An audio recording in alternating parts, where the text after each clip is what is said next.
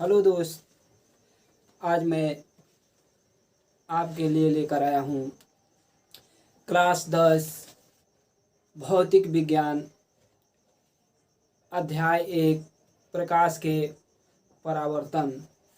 ये हमारा प्रकाश के परावर्तन का पार्ट 2 है। इससे पहले मैं आप लोगों को पहली क्लास में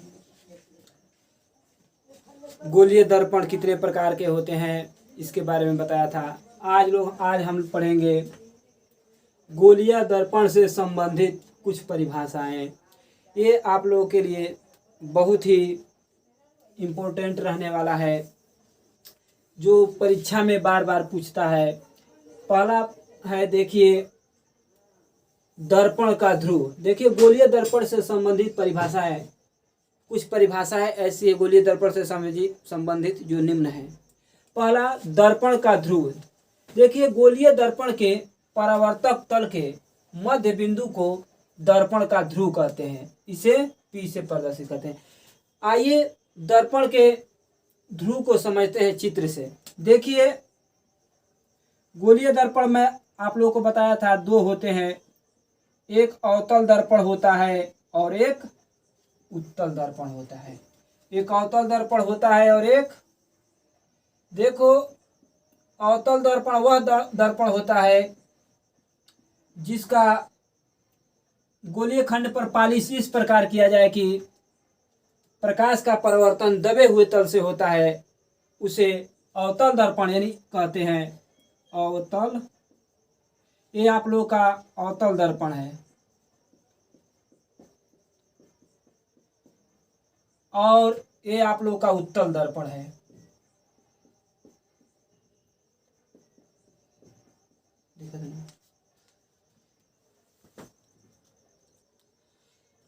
देखिए, परिभाषा में लिखा गया है गोलीय दर्पण के परावर्तक तल के। देखिए, गोलीय दर्पण है, इसका परावर्तक तल यही ना है। यहां से जब प्रकाश टकराएगी, टकराने के बाद कलई कर दिया गया तो पार प्रकाश निकलेगी नहीं।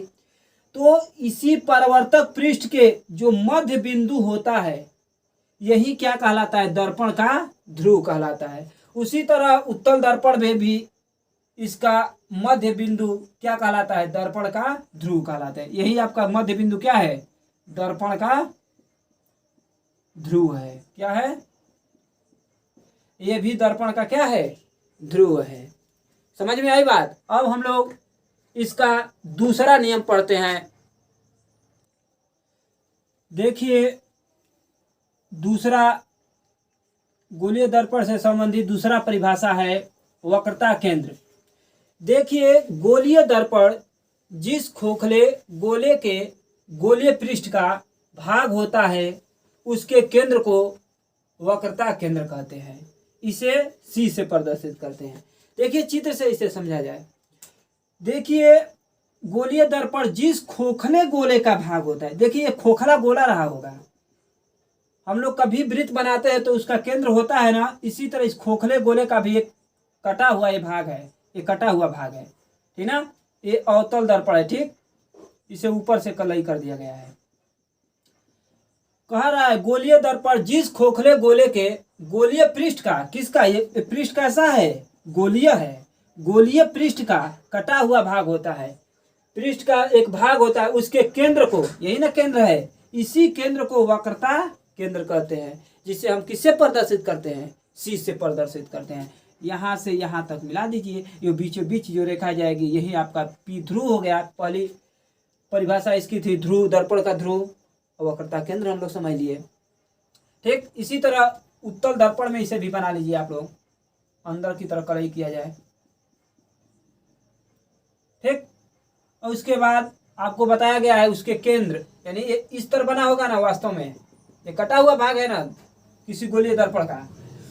तो देखिए, इसका जो केंद्र होता है, इसे हम लोग क्या कहते हैं? वक्रता केंद्र कहते हैं। जिसे हम लोग C से और यहाँ से यहाँ पर इसे बढ़ा सकते हैं। ये आपका मुख्य अक्ष होता है। बीचों यहाँ पर जो बिंदु बीचों बीच परावर्तक पृष्ठ होता है, वही आपका लोग का ध्रुव होता है। P ध्रुव कहते हैं। ये आपका क्या है? वक्रता केंद्र। इसे क्या बोलते हैं? वक्रता।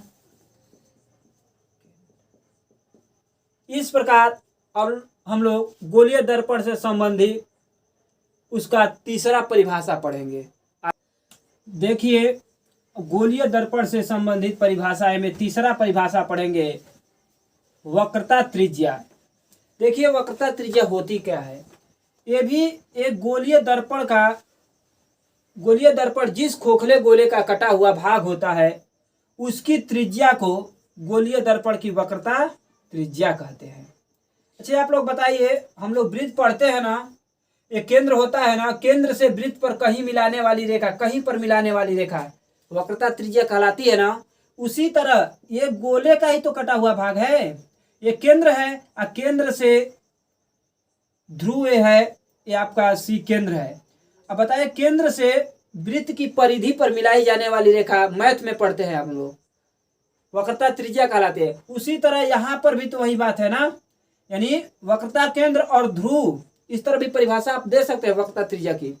वक्रता केंद्र, दर्पण की वक्रता केंद्र और ध्रुव के बीच की दूरी को वक्रता त्रिज्या कहते हैं। यहां से यहां तक की दूरी क्या कहलाएगी, वक्रता त्रिज्या कहलाती है। देखिए, ऊपर लिखा है वक्रता त्रिज्या, इसका परिभाषा लिखा है, गोलीय दर्पण जिस खोखले गोले का भाग होता है इसे उसकी त्रिज्या को गोलीय दर्पण की वक्रता त्रिज्या कहते हैं। तो त्रिज्या कहाँ होगी, वक्रता केंद्र और ध्रुव के बीच की दूरी ही तो इसकी त्रिज्या होगी।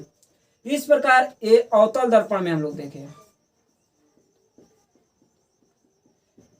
आप परिभाषा दे सकते हैं इसका इस तरह भी, गोलीय दर्पण उस खोखले गोले का कटा हुआ भाग होता है जिसके केंद्र और ध्रुव के बीच की दूरी को वक्रता त्रिज्या कहते हैं।